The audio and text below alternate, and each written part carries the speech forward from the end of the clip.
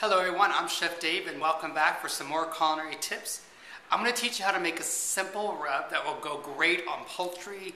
It goes good on pork.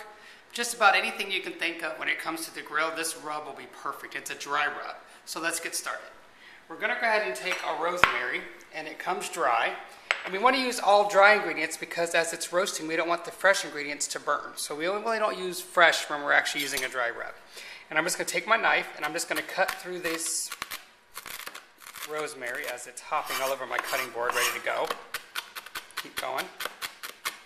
Just to break this down a little bit.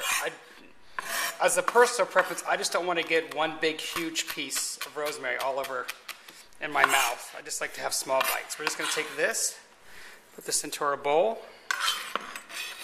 And this is where the work starts. There's no rhyme or reason when it comes to a rub how much of a seasoning you should use. I will tell you to be careful on the sodium because you want to make sure that the sodium doesn't overpower, the salt doesn't overpower the actual item.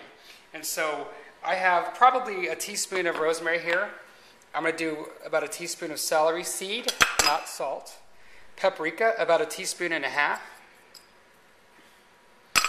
Then we're going to add our granulated garlic, a teaspoon of that.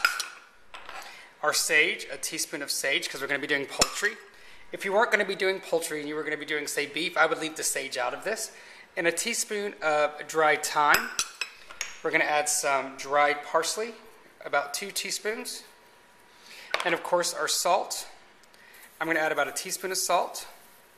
And then cracked black pepper. Again, it's your discretion. I'm going to use probably about a half a teaspoon.